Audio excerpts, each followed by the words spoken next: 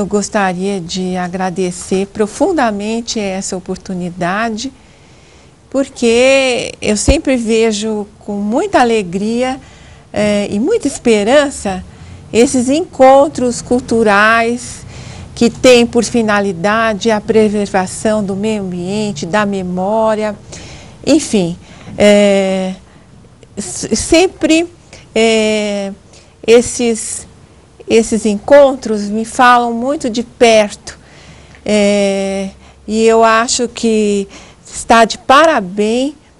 estão, aliás, de parabéns os organizadores. Eu quero cumprimentar a Fundação Promemória, a professora Sônia, a professora Paula.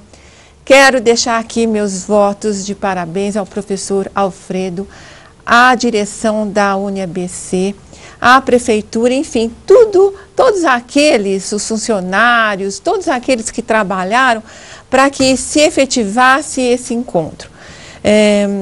Realmente é uma coisa que me deixa sensibilizada e vejo como uma brasileira esperançosa, tá? Quando eu sou convidada a falar aqui.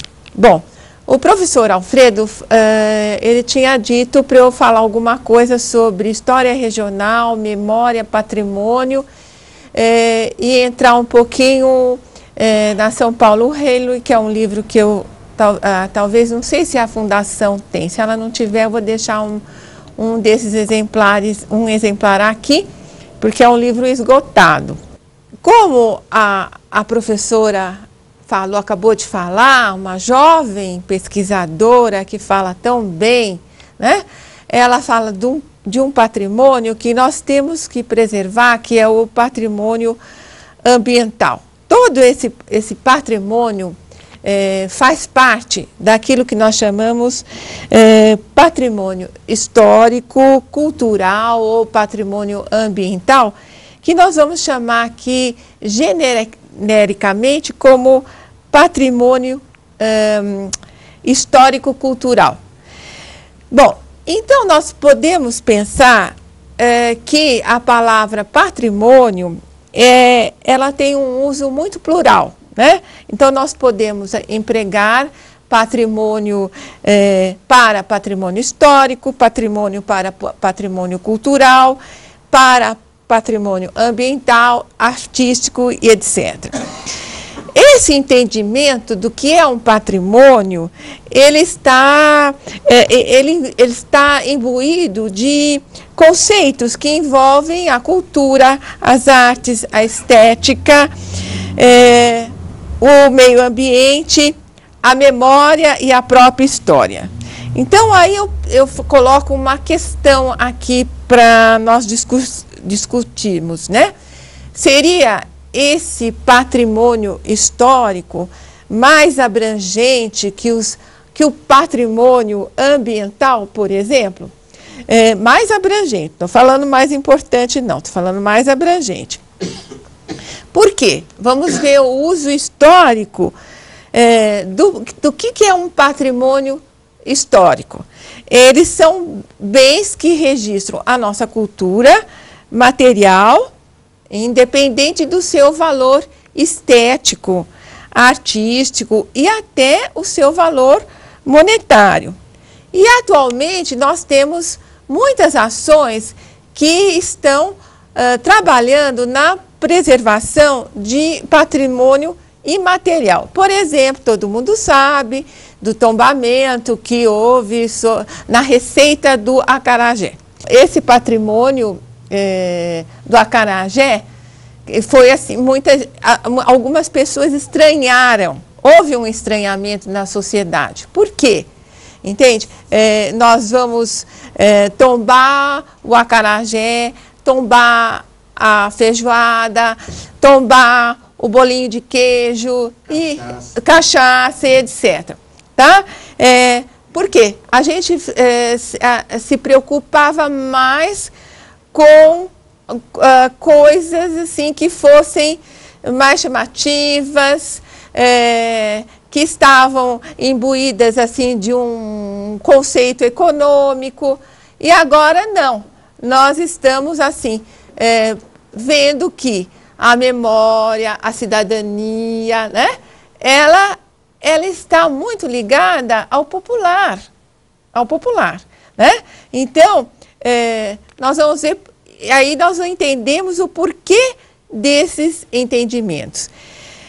Então, e esse conceito de patrimônio histórico, exatamente porque ele é um conceito abrangente, porque ele pode envolver a cultura, ele pode, como você falou, o meio ambiente pode envolver a religiosidade.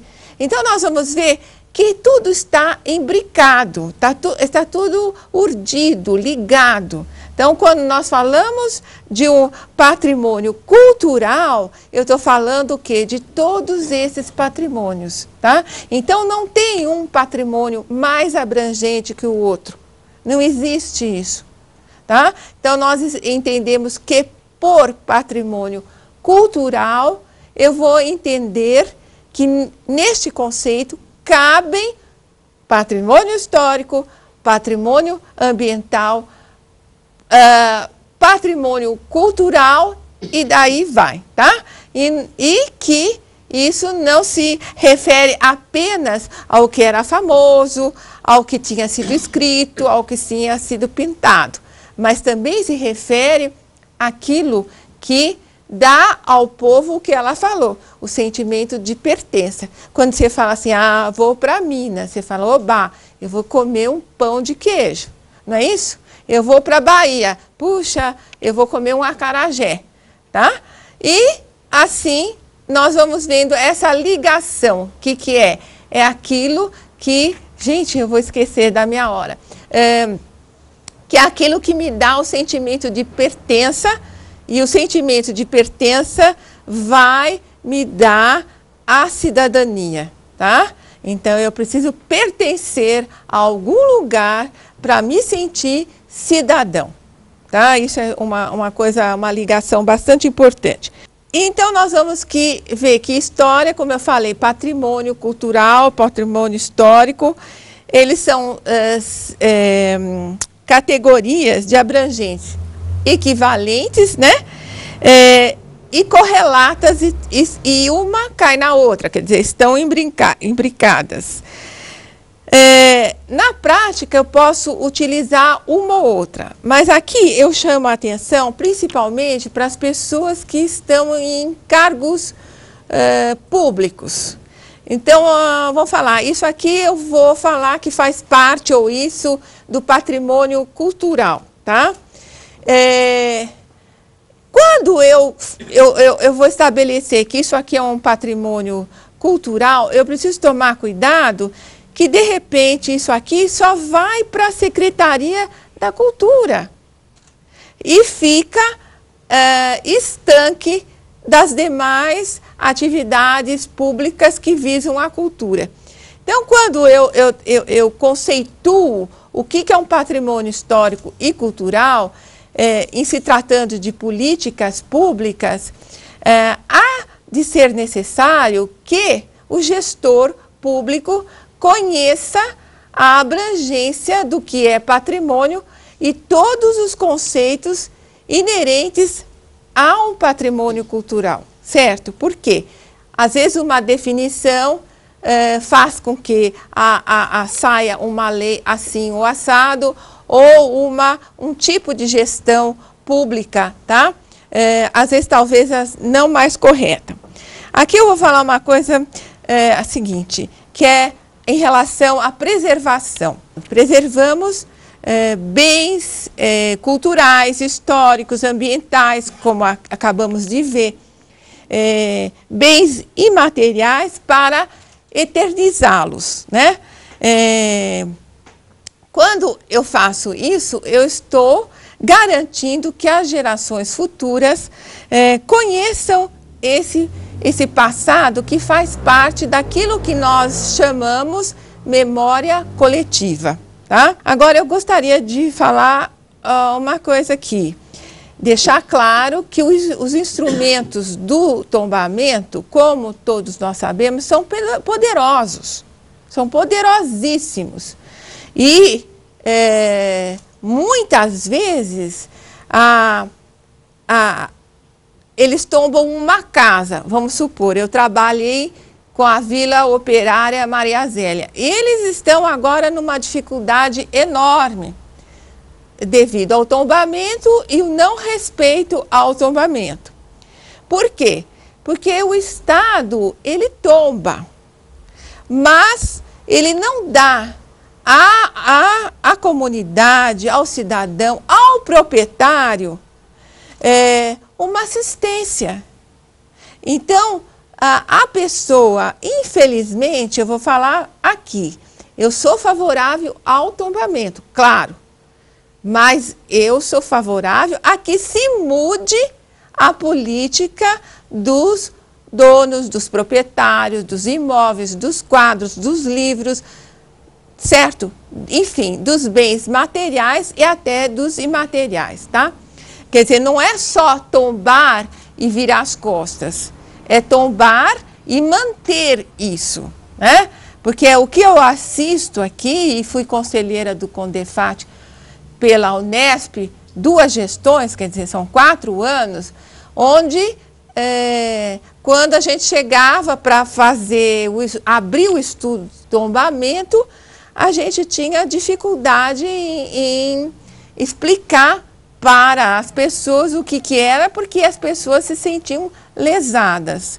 Então, é preciso que isso realmente seja mudado. Os centros de memória, eles vieram depois dos anos 70, 80, e eles são muito importantes, aqui falando, por exemplo, do caso onde nós estamos nesse momento.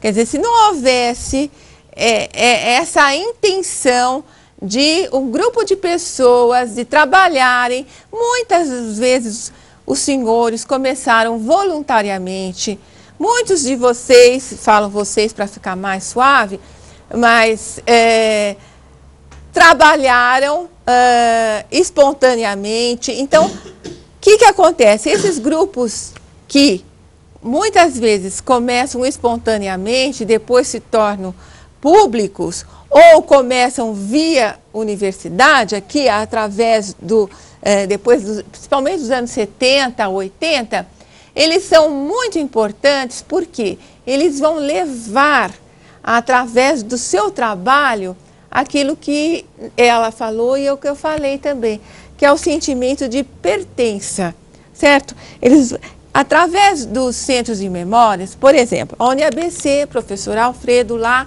coordena um centro de memória.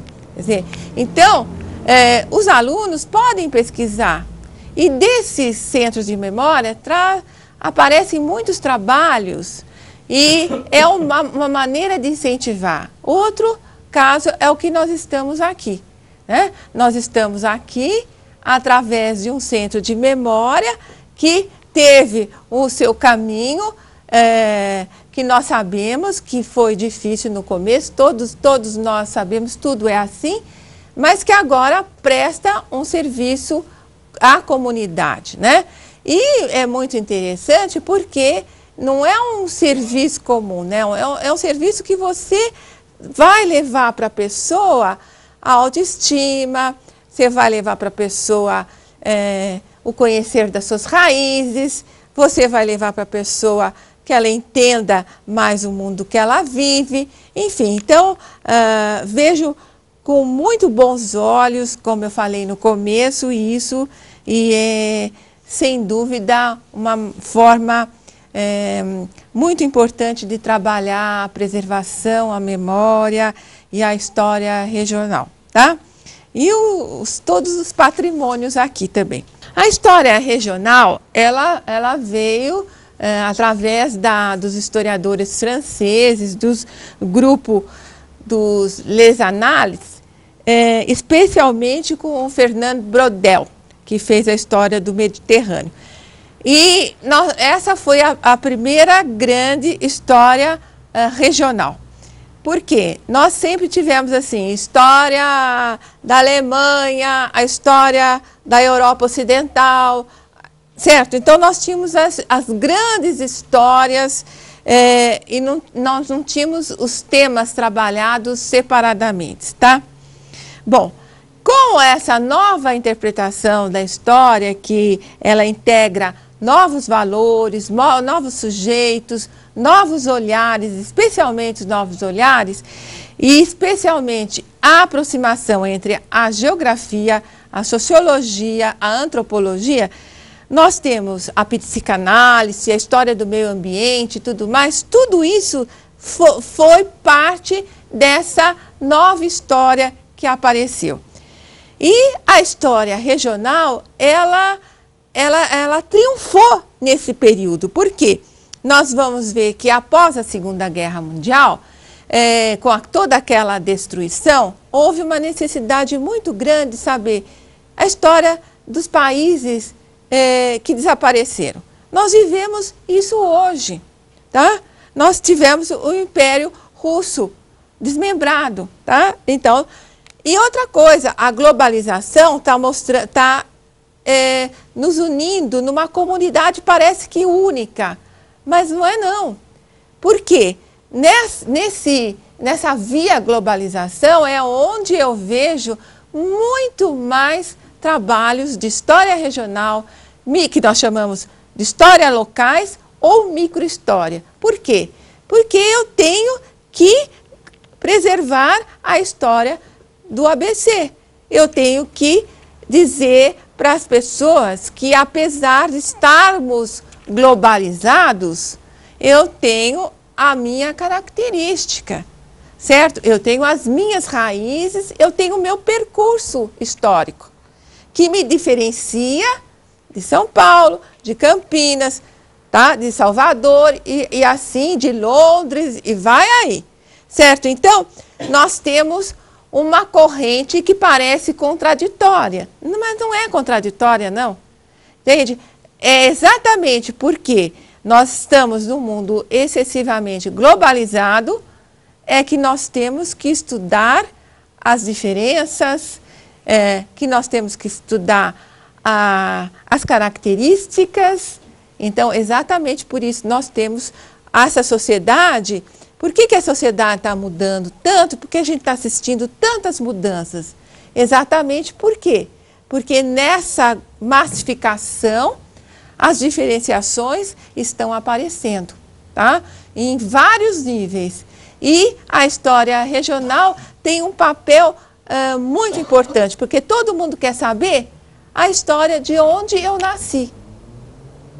Porque você não quer ser engolido por todos, você não é igual a um chinês, não adianta. A nossa história é completamente diferente.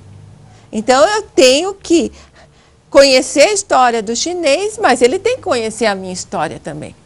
Então nós temos que estudar isso. Eu acho muito interessante esse momento que nós estamos vivendo. Aí eu vou passar para a história regional e local. A história local e regional, ela é muito a história de onde eu nasci, o grupo que eu me criei, as pessoas que eu me relacionei, e vai me dizer a história de um cidadão comum. É a história, por que ela é encantadora? Porque é uma história de um cidadão comum, certo? Que nós vamos colocar aqui, aqueles que habitam a cidade, que fizeram o crescimento dessa cidade, tá? E todos nós, nessa história regional, local ou microhistória, nós estamos ligados por um sentimento muito grande de pertença, tá? Para entendermos onde eu vivo, eu preciso saber geograficamente, eu preciso saber como é que é a geografia desse lugar, certo? Então, como é a sociologia, como é que as pessoas se relacionam, como é que a economia, que tipo de indústria houve, o que há, enfim. Tudo isso faz parte daquela grande história, daquele conceito lá que eu falei no começo, tá? Para a gente reconstruir essa história regional. Agora, de braço dado com a história e com a memória está a geografia. E a geografia vai nos levar ao ambiente. Então vejam como é interessante a gente parar para refletir, certo? Então você, parece que nós combinamos. A gente não combinou, não. Isso aqui é o pensar sobre as coisas que estão acontecendo, tá? Então nós vamos ver que o Santo André, o ABC, ele aparece com um número razoável, muito bom até de trabalhos historiográfico, mas não só na história, na economia, na sociologia, e tem um número muito bom de memorialistas imprescindíveis à recuperação desse processo cultural e histórico. Mas uma avaliação crítica ainda me diz assim, olha, sobra espaço para trabalhos de memória. Todos sabem que sim. Sobra espaço para trabalhos de preservação. Então, existem lacunas, né, onde que deixa um campo aberto para o historiador. Então, eu acho que eu pude conhecer as pessoas, como lidavam, isso é o meu ver, isso não está em nenhum livro nenhum, como lidavam com a memória, com a pertença, com a cidadania, com o orgulho de ser do ABC, muito diferente, com esse olhar de uma pessoa de fora. E esse olhar que eu coloco é muito construtivo em relação a que há no ABC uma consciência regional, que é o que o Celso Daniel fala, entendeu? Eu vou pedir licença para ler para vocês, tá certo? A ideia de região pode ser trabalhada em diferentes dimensões. Eu gostaria de recuperar 3 dimensões que se constituem em região homogênea, região polarizada e região administrativa. Complemento essa colocação com o conceito de região que costuma estar ausente na parte dos trabalhos acadêmicos, que é a própria consciência de região, ou seja, a construção de uma região com identidade e cultura próprias, onde seus agentes representam uma região com características específicas. Essa, digamos, 4ª dimensão foge à geografia econômica e urbana, além da própria teoria econômica e de vários outros estudos sobre o tema região.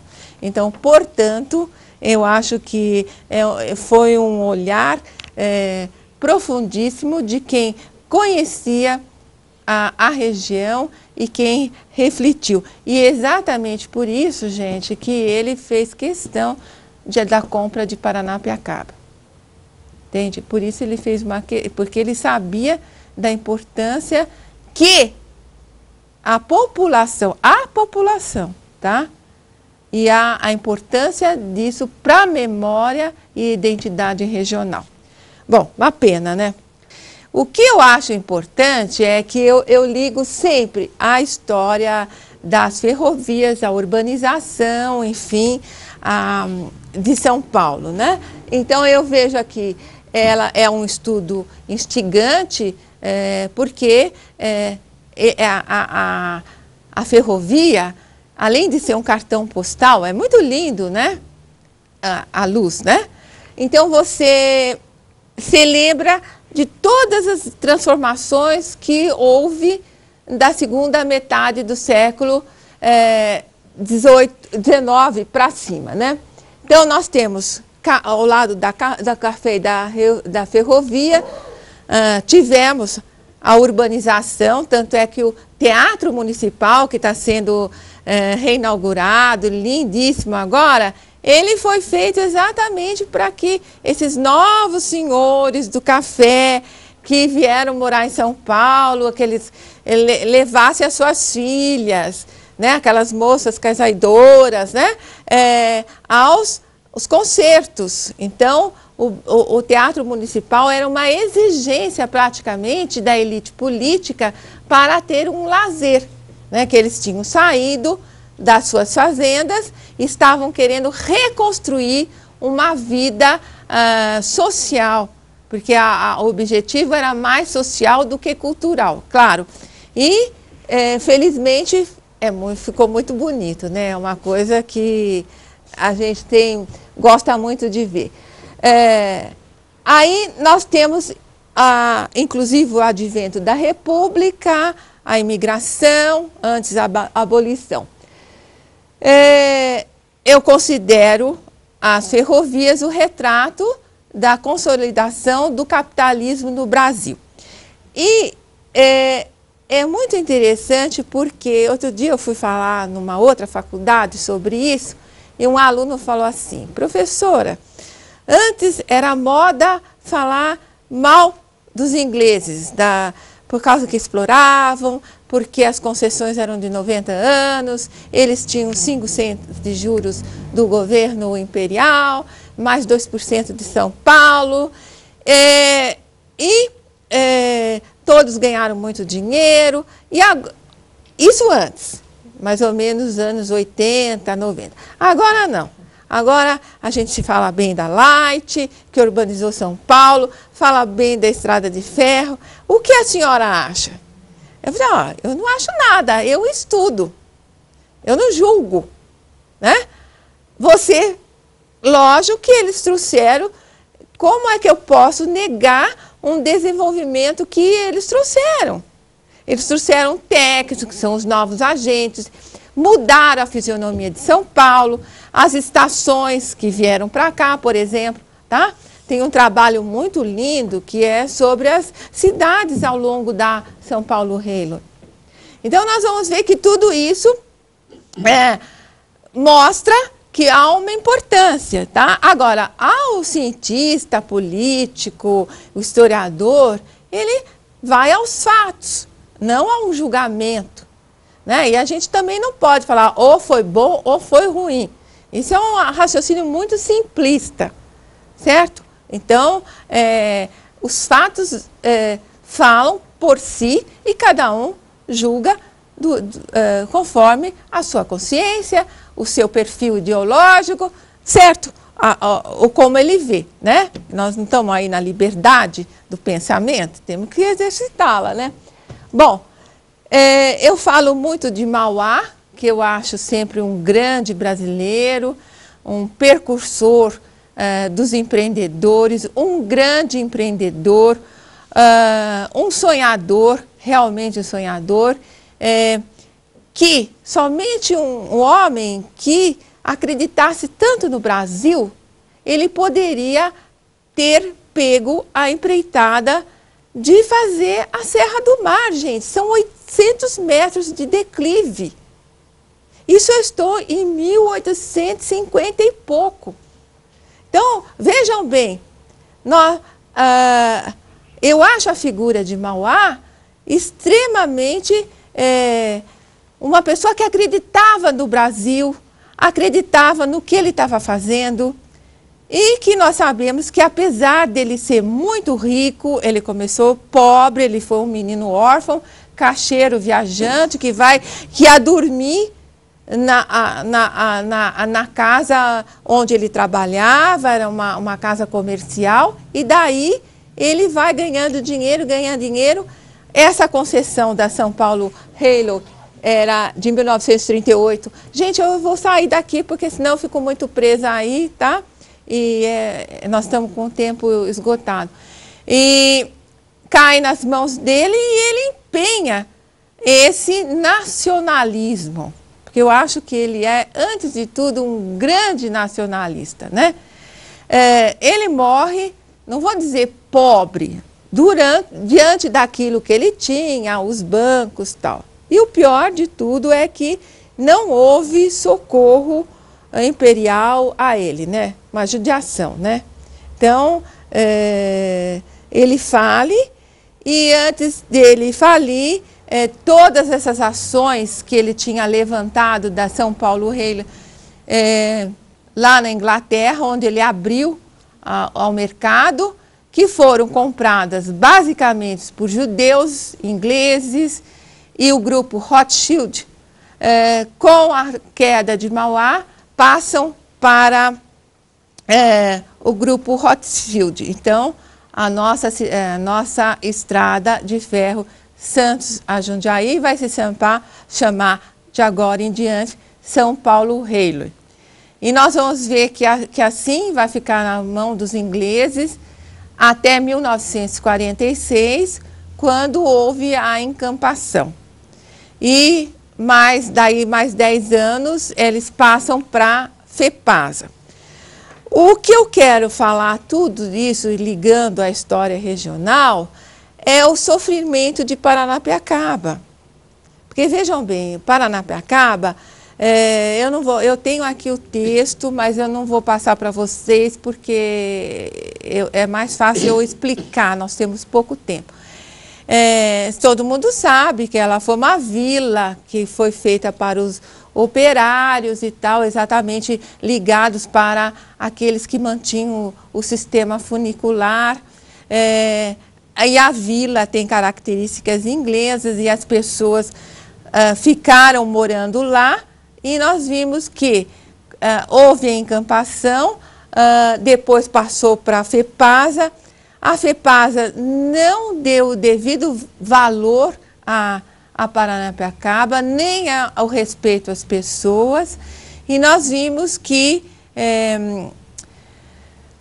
eu acho que uma pessoa que pensou Paranapiacaba foi o Celso Daniel. Ele pensou, tanto que o último ato dele em vida foi o decreto de compra de Paranapiacaba, né? Por quê? Porque ele sabia enxergar o valor de Paranapiacaba para a história regional e, por outro lado, ele tinha ideia de resgatar essas pessoas que foram tão abandonadas pelo Estado, depois pela Prefeitura, pelo governo de São Paulo, enfim. Infelizmente, a verdade é essa, né? Nós esperamos que a nossa fala aqui nesse momento sensibilize alguém em algum lugar, né? E vamos olhar por essa comunidade que, além de bonita e dizer muito da história do ABC, de São Paulo e do Brasil, tem pessoas morando, né? Então, eu estou finalizando aqui, dizendo da minha alegria, do meu interesse, e foi muito bom conhecê-los. Professora, muito obrigada. Professora, muito obrigada. Levem ao professor Alfredo, à professora Luciana, à diretoria da UNBC, os meus parabéns e um grande abraço a todos os meus ex-colegas e alunos. Muito obrigada.